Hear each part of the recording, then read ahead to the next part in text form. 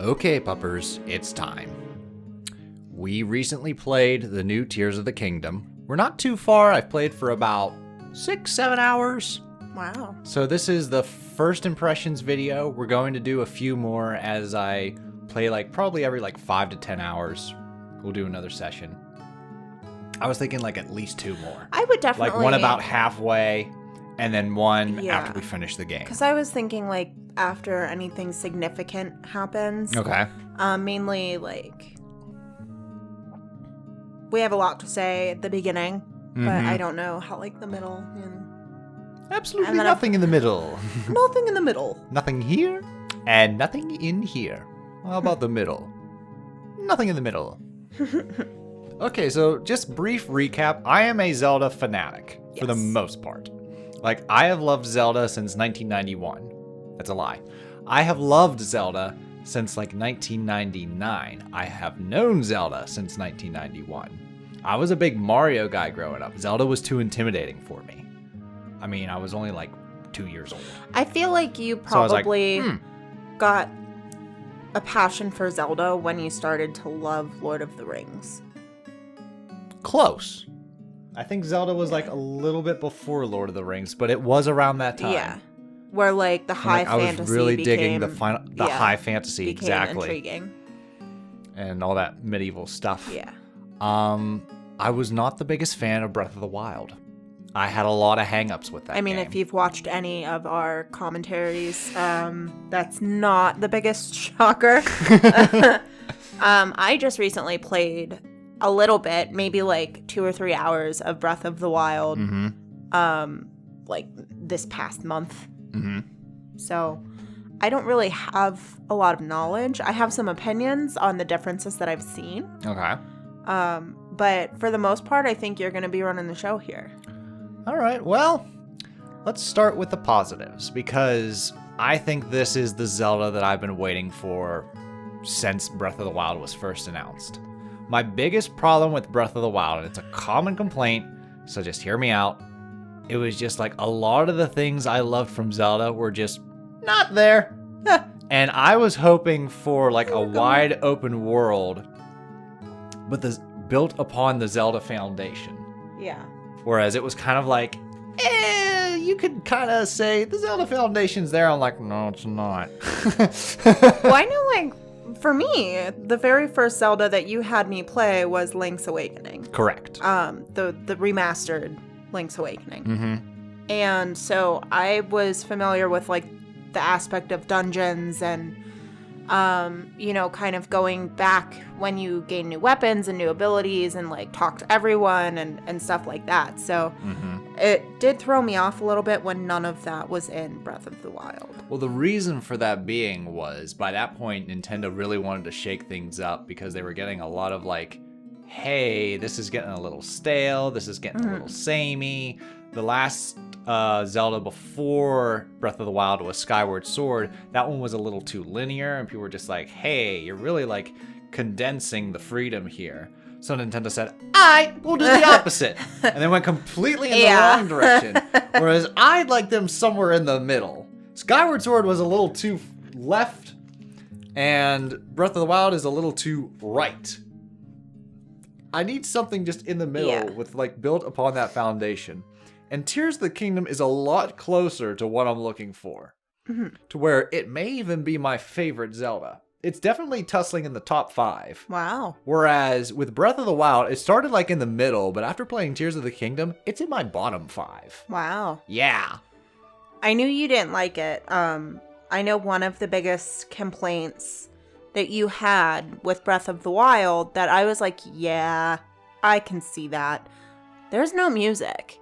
It's just very few and far between. Yeah, if it's there, it's not noticeable at all. And there's a lot of repetitive background noises. Yeah. And we found that out when I got lost in an area and just the same owl hooted for 35 minutes. Yep. Whereas this one has some really nice music. Yeah. It's not the classic Zelda bombastic fare, that does show up. Yeah. But for the most part, it's just something like very subtle, similar to I Am Setsuna. Yeah, which is kind of what I was hoping for. It's a very nice ambiance. Mm-hmm. You know, a nice mix of music and natural sound.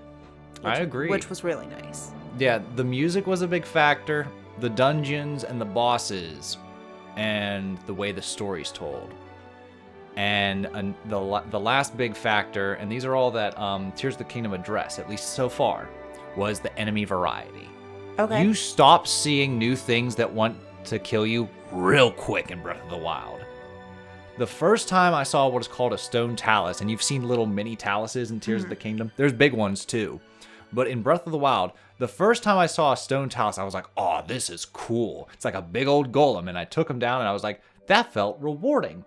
I paraglided down 2 hills and I found another, and I was just like, well, that's less special. And apparently there's like 40 of the things.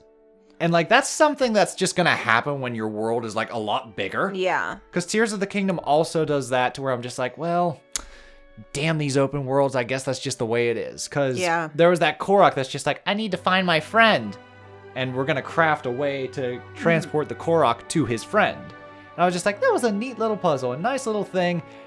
Not 2 hours later, there was another Korok. I need to find my friend. I'm like, I don't want to do this again.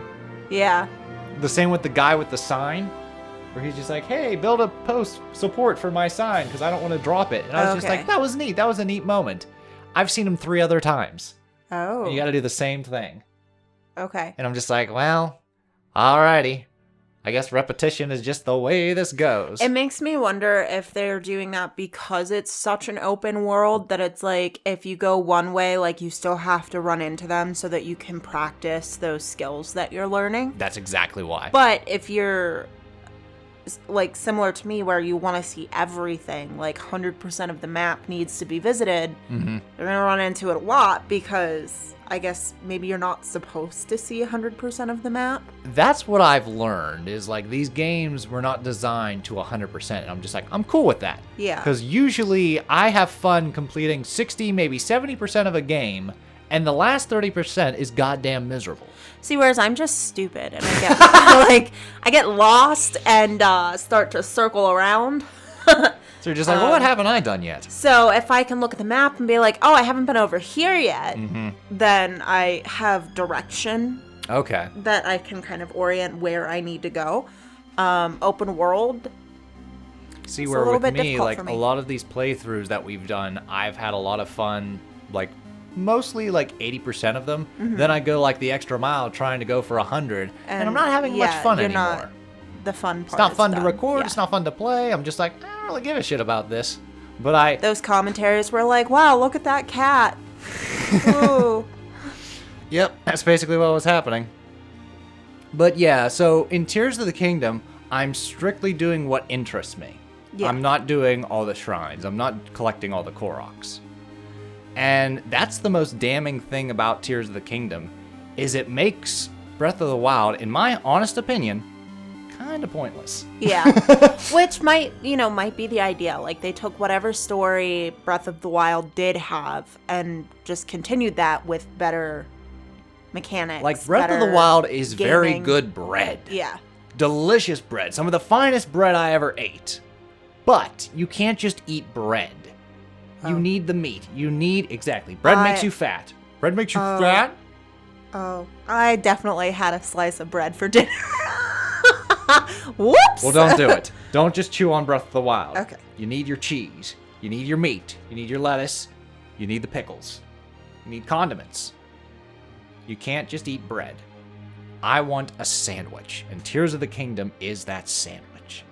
Just starting off, it's just so much more interesting to explore these forgotten tombs and have Zelda just geek out over them and be like, oh my god, this is the sacred imprisoning. She's adorable. I learned in history club, blah, blah, blah, blah. And then you just go down to the basement and like there's this mummy and we know who it is. Creepy, but they don't know who it is. And basically the Master Sword, the most powerful sword in the Zelda universe, just shatters. And he's just like, was that it? Yeah. Like, it means a lot more to have your villain be like, you ain't shit. Yeah. Than to just wake up, look at the sky, and be like, that fart cloud is causing a lot of danger in the world. We must save Zelda. Because. Yeah, he's creepy. He was creepy. They did a great job with, like, the animation for him. Like, his movements were very jagged, very, like, unnatural, but in a very good way. Yeah. I really liked that cutscene. And then we get introduced to Rauru, who is like the Zonai king. And we got to the Great Sky Island, which is basically this game's Great Plateau. I thoroughly enjoyed the Great Plateau the first time I played it. I'm curious how I'm going to feel about the Sky Island the second time I play it. Because with the Great Plateau, that has been the only thing I've enjoyed revisiting about Breath of the Wild. Oh. That is the most damning thing about it, is that I've played it once and I was like, that was fine. I replayed it and I just stop when I get off the Great Plateau because I'm just like, I don't see a point. Part's done, yeah. Yeah, I don't see a point. Whereas with previous Zeldas, like, I can always revisit them every couple years and I'm just like, that was nice. Yeah. I forgot how nice that was. Whereas with Breath of the Wild, that was the only one where I was just like, oh, what else can I do? Yeah. I got all these games, I just feel like I'm wasting time. Just dawdling around. Yeah. And I don't think I'm going to have that here because it has a variety of enemies. There's so many enemies that want to kick your teeth in. And it helps because now we have caves. Yeah. And caves are nice because they're more narrow and it's kind of like... I feel like the cave is serving as the dungeon. They're part of a dungeon, yes. But also, what Breath of the Wild's biggest problem was is most of the enemies were in like wide open fields. Yeah. You could be like, nah, don't want to. And you could walk right past them and grab what you wanted for the most part. In Tears of the Kingdom, especially in a cave, it's just like... You have to. You can either engage with them, or it's just like, yeah, you go back the way you came, motherfucker. Yeah. That's just how it is. Because you're closed in. Right. And the depths are like that as well. The depths are a very dangerous place. I really like the aesthetic of the depths. That was the area where, like, you illuminate... Yeah. So that you can see more. It's almost like you're underwater. Like, it's a very mystical in a sense, look. yeah. I think that, like, for the little tiny bit of Breath of the Wild that I did play and watching you play Tears of the Kingdom, because I haven't played it myself, I've been watching you play. I think something that helps a lot, which again, I could change my mind on once finishing Breath of the Wild, is the cast of characters available. Oh, okay. Like, I completely understand the idea of Breath of the Wild. Like, everybody's dead. That's what you're led to believe. And spoilers, I know they're not. But... Some are. Most aren't. But, like, you're all by yourself. There is no one to interact with. There is no one to talk to. There is no one to give you direction. Yeah, it's you and nature. Yeah. Whereas... here, you have people to interact with to be like, hey, I need this. It gives you purpose to go and find something. Yeah. So it kind of like loosely gives you a direction. There's a sense of urgency in Tears of the Kingdom that I just did not have in Breath of the Wild. But even just like, gives you something. Just dick around until you feel like taking on the final boss. It gives you something to do because it's even the part that we watched last night. Of trying to find, like, the ice fruit. Yeah. You know, going and being like, hey, I, have this invention, but I need ice fruit. And it's like, you can go and find it along the way while you're on your mission, as long as you go back and give it to her. Yeah. But, like, you're building so much inventory and experience. Is there EXP? Yes, but actually no. The way it works is, like, it's not going to show you the XP, but the more you, like, level your character up and collect things, you get stronger, and the rest of the world will complement that. Okay. But, like, it gives you the chance to do that in a meaningful way, whereas I feel like in Breath of the Wild, you're right. Like, it's all big open spaces. If you're just, like, having fun chasing a pig, like, why fight the bad guy? You know, like, why do it? I'm not on a mission to get anything for anyone. There is no urgency for me to find anything, and I'm just happy ADHD style chasing this pig. Yeah. Whereas in Tears of the Kingdom, like, there is that sense of urgency where you have to complete a side quest, or you have to help another character find something, or complete their quest. Okay. So I think that gives, at least for someone like me, purpose to continue playing. Yeah. And that definitely helps. Another thing is Fuse makes weapon durability a lot more intriguing for me. Okay. So in the original Breath of the Wild, you just get cluttered with weapons. They drop from enemies, you find them in chests and stuff. But they're just kind of like excess junk for the most part. You're either going to hoard them, which you shouldn't do, or you're just going to like throw caution to the wind and be like, I got this sword, that sword, this spear, that axe, this and that. And the counterpoint has always been like, well, that encourages you to like experiment with combat. And my counterpoint is, if the combat's good enough, I'll do that myself. Thank you very much. Right. Like, if I have the means to be like, ooh, what does this do? I will experiment myself. I don't need no help from you. Yeah. But there's also flow. You know, like, if you have to experiment mid-battle, you're breaking the flow. Yes. So it just kind of... And, like, there are some small quality of life changes that Tears of the Kingdom does that makes me be like, well, I don't want to revisit Breath of the Wild anytime soon. Yeah. And I probably won't. But one of the biggest ones is when you open a chest. In Breath of the Wild, it's like, oh, you can't have this weapon. Inventory full. The chest closes. You go through your menu, drop the weapon you don't want, open the chest, grab the item. In Tears of the Kingdom, you open the chest. Oh, your inventory's full. Which one do you want to get rid of? Yeah. There we go. Yeah. Already you're saving a lot of that because, like I said, these open world games have a lot of repetition. Right. That shit adds up. What I like is, and again, I don't know if this happens in Breath of the Wild. I've only played very, very little of it. But also the ability to add more spots for weapons. Like, you can buy space for more weapons. And you don't buy them. You collect those Korok Seeds. And yeah, and then he, like, shakes his little maracas, and you get more space. I don't know if that happens in Breath of the Wild, but yes. I do really like that. I like that aspect. Yeah, that carried over from Breath of the Wild. That you can eventually carry more. That's the point of the Korok Seeds. However, there's 900 Korok Seeds. After 400, they're just like, we're just going to dance. You've got enough slots. So that's probably going to happen in Tears of the Kingdom. I won't know because I don't plan on getting even 400. Yeah. I'm just going to get a couple. Just casual, you know. Casual, go along, enjoying myself. That's the main reason why I didn't want to do a playthrough. Yeah. I just wanted to enjoy myself with a Zelda. I think that's really, really pressure. Important. Just sit down because, like, I was very about the previous Zelda. And I was just like, well, if this is the direction and there's no room for me, I'll get up and leave, and that's fine. I've had my fun. Right. It's the same thing I tell the Paper Mario fans. It's just like, don't be angry that it's over. Be happy it happened. Yeah. Like, you still have those memories. It doesn't mean you love those games and you still any have less. the game. Just go play the game again. Like, exactly. But I think overall that's one thing that I can really say that I appreciate about Nintendo is the ability to listen to the criticisms of their fans. They listen to feedback. And even though a lot of people think they don't, when you really like dive into it, oh God, they do. And it's just like to be able to see especially with the Zelda. Things that they've learned from their fans reviewing the games and things, because wasn't it like critics loved it? They were like, best game ever. Perfect. Yes. No notes. Yes.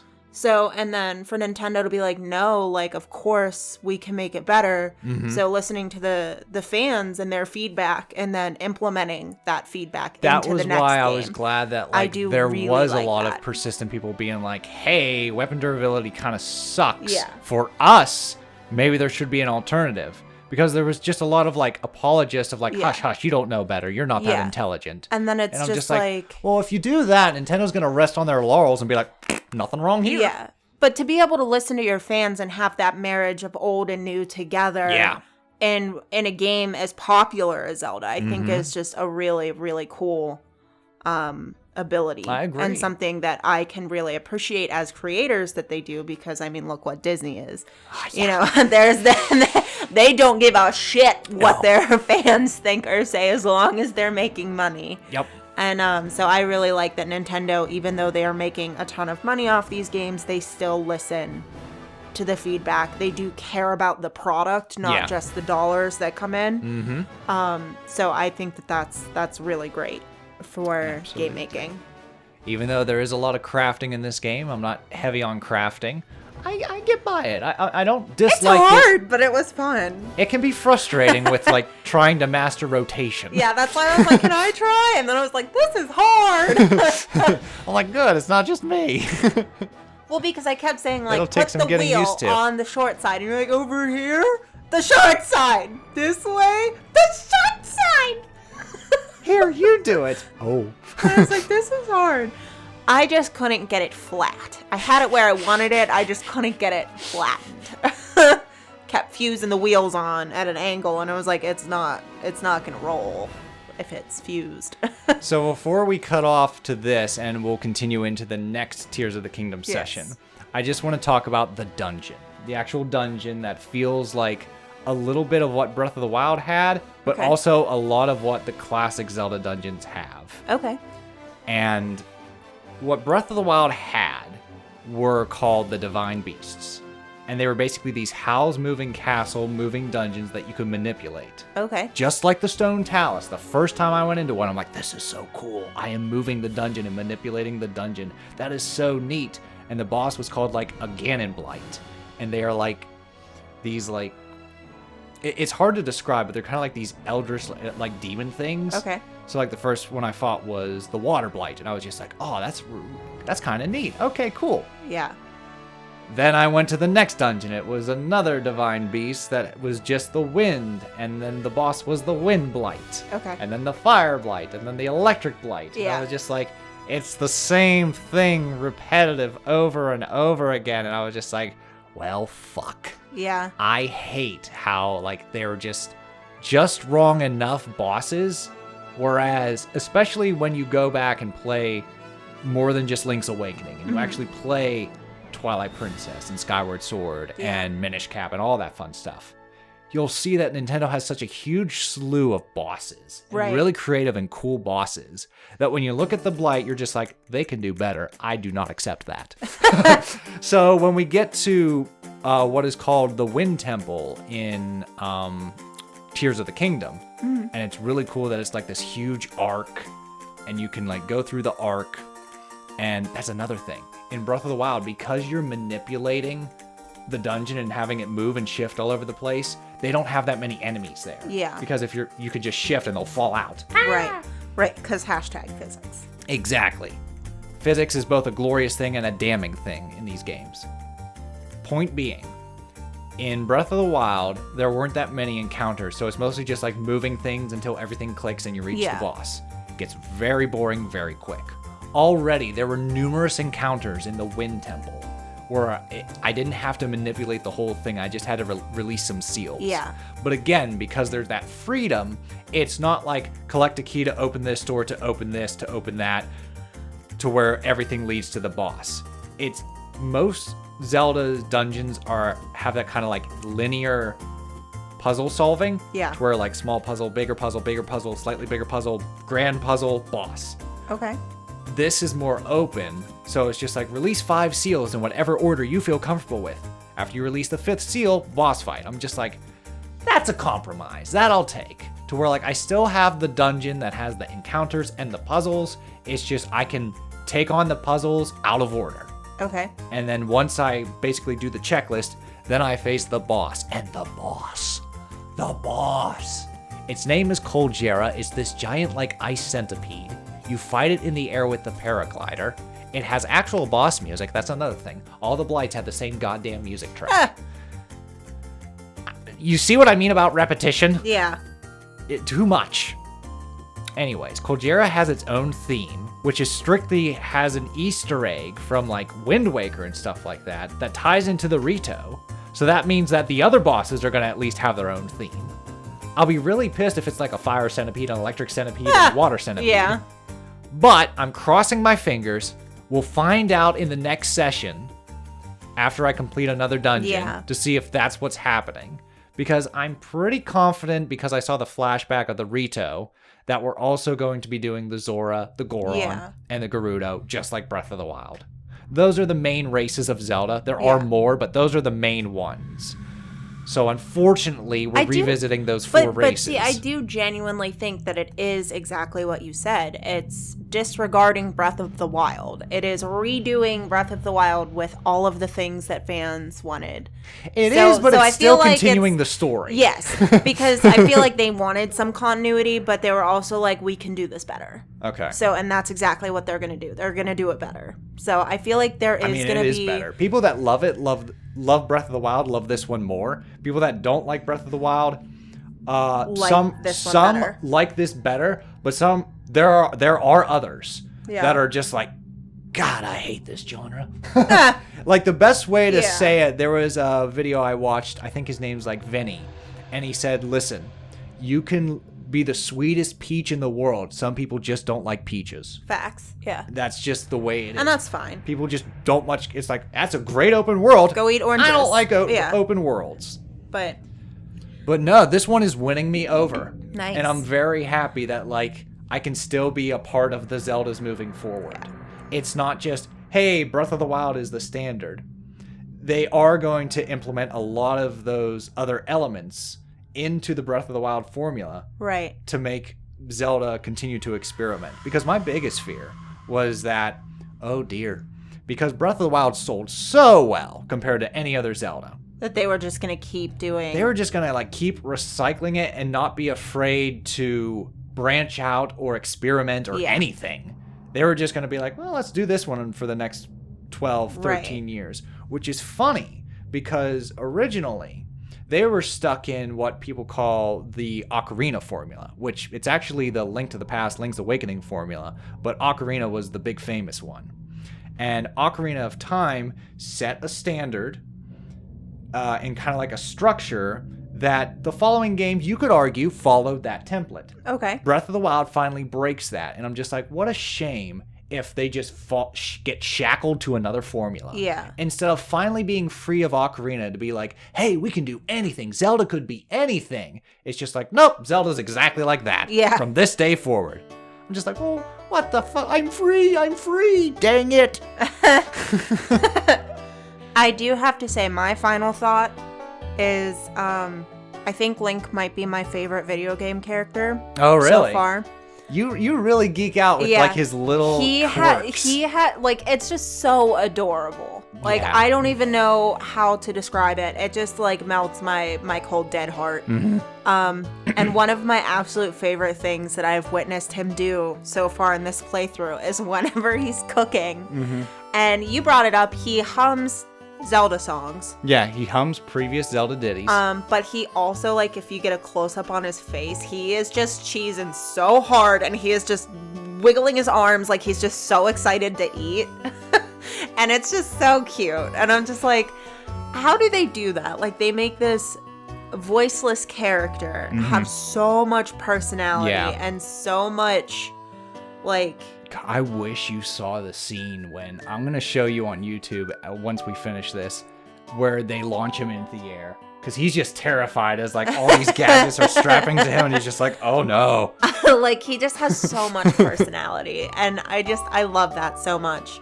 Even though Ys is my favorite series so far, and I love Adol, like Link just has so much personality and so much character, and like his expressions and his gestures that make him such a beloved like, character are just so perfect. Just like in theaters when it was just like, who is Link? And you saw out of context the guy skydiving onto Link and he's like, ah! Like, we'll get there one day. Trust me, we'll get there. Because I've seen that meme linked with Phineas and Ferb where it's like, what do you expect? A perfect man to fall out of the sky? And it's Link. Yup. But yeah, I definitely think he's my favorite because he just has so much personality. And I love it. I agree. I've always loved Link. He's a great character. And I also really love Zelda. She's so cute. Yeah. Like, I feel like Zelda and Donna would be best friends. I agree.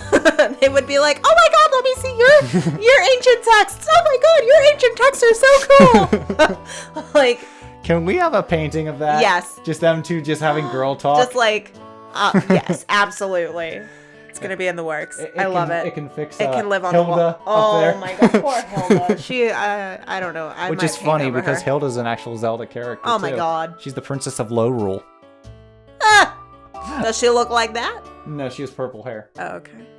We're talking, I tried to do a painting of Zelda, and it just did not. It didn't do well. It didn't turn out right, and she's just wrong enough. Uh-huh. She's slightly not Zelda. That, like, if I posted it, Nintendo would be like, I don't know.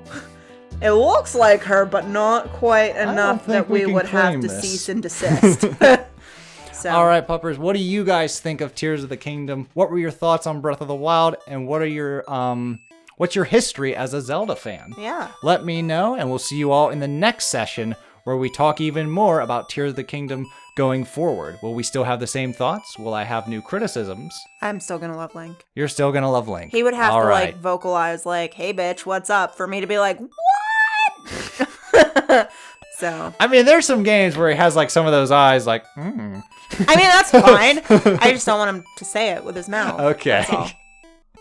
All right. Okay. Doodles.